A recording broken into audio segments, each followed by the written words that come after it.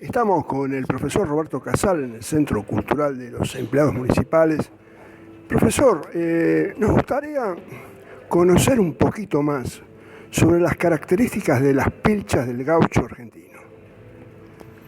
Bueno, el gaucho argentino se vestía según las zonas. O sea, en la región pampeana se caracterizaba por el uso de la bota de potro, chiripá, faja, rastra, tirador, chaleco corte, cuchillo y el sombrero que le llamaban panza de burro porque resbalaba el agua, se hacía de la panza, del cuero de la panza de burro y el pañuelo serenero. Se dice, la bota de potro no es para cualquiera. ¿Qué es la bota de potro? La bota de potro se saca de los cuartos traseros del caballo y lleva un proceso largo porque la bota iba a presión, o sea, la punta de la bota eran abiertas, aunque luego muchos la cerraban, pero originalmente se le saca la parte de abajo de la pata y sale entera, se saca entera. Después llega un trabajo sobre el cuero y luego a presión, no era como la bota ahora que se sacaba todos los días. La bota prácticamente no se sacaba.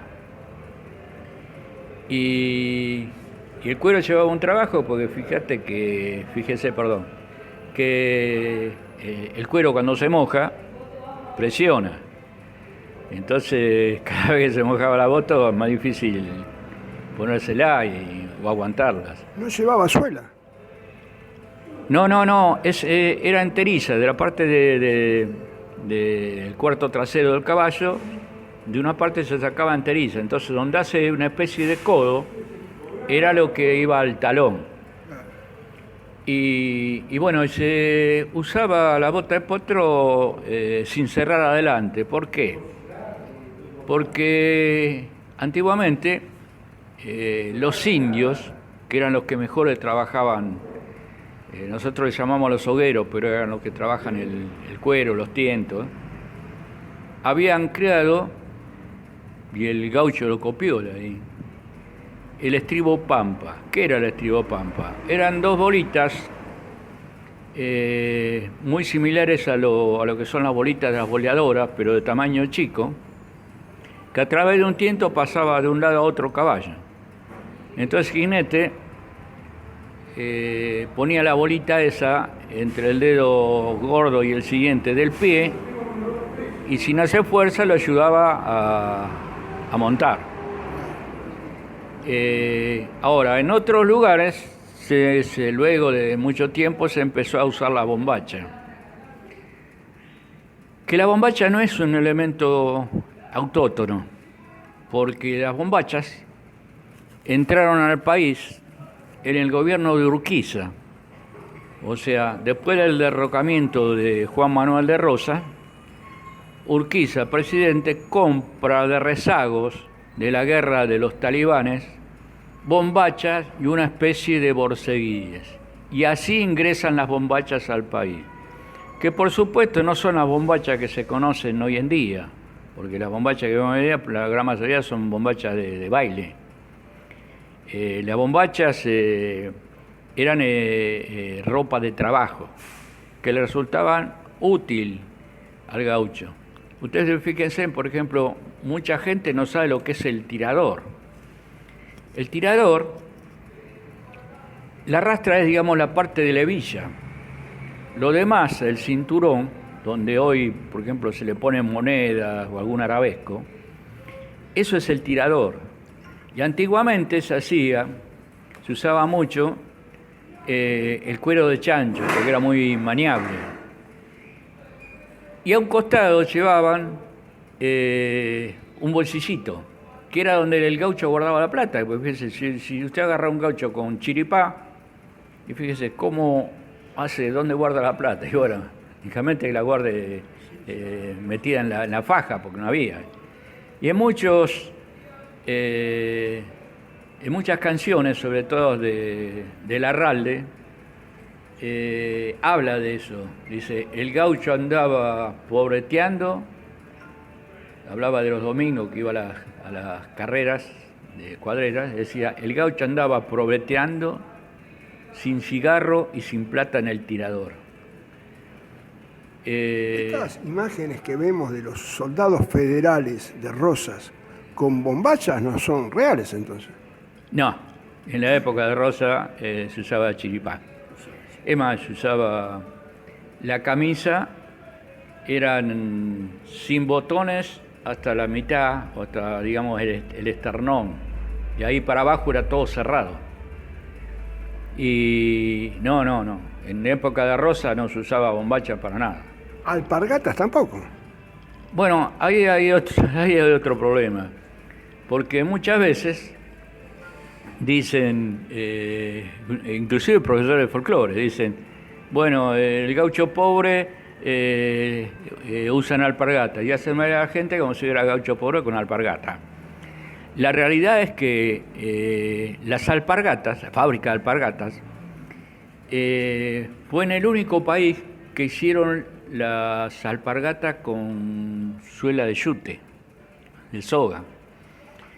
Y la fábrica de alpargatas en el país se instaló en el año 1894.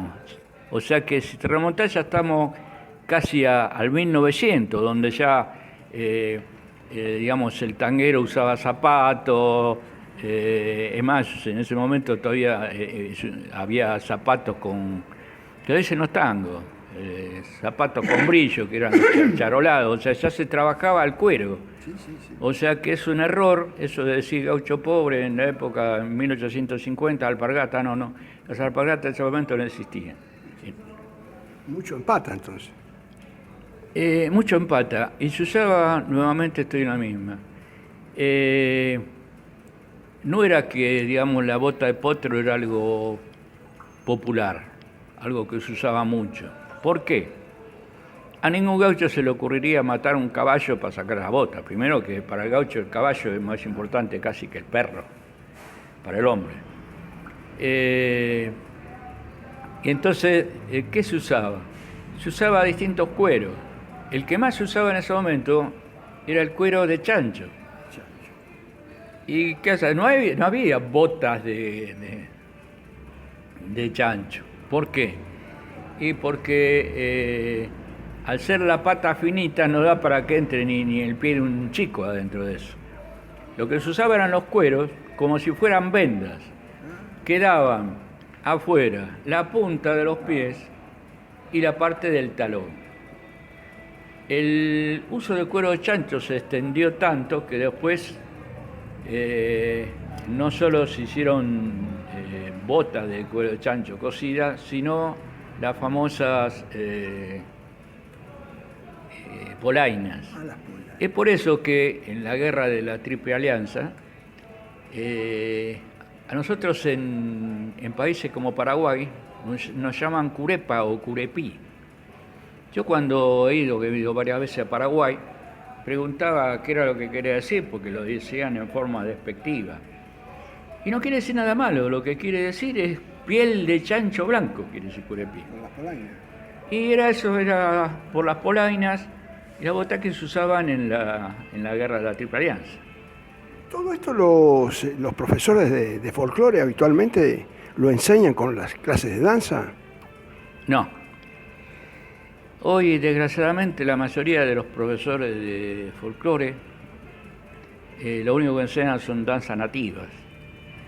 Entonces uno encuentra un alumno que por ahí tiene 20 años bailando folclore, que baila muy bien y qué sé yo cuánto, y uno le pregunta muchas cosas y no sabe.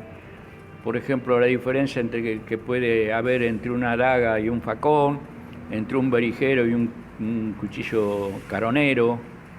O sea, no, en realidad los profesores son muy poquitos los que en clases de danza enseñar eso. Yo tampoco lo hago. Yo, por ejemplo, mis alumnos a lo mejor lo saben a través de conversaciones, sí, que me gusta que sepan, pero no son obligatorios aprenderlos.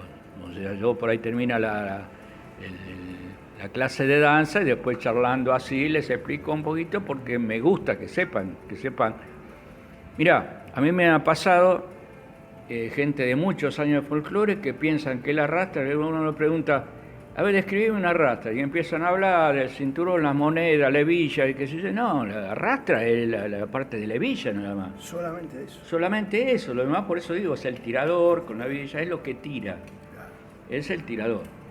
Y bueno, y mucha gente que baila muchos años de folclore y no sabe esos detalles.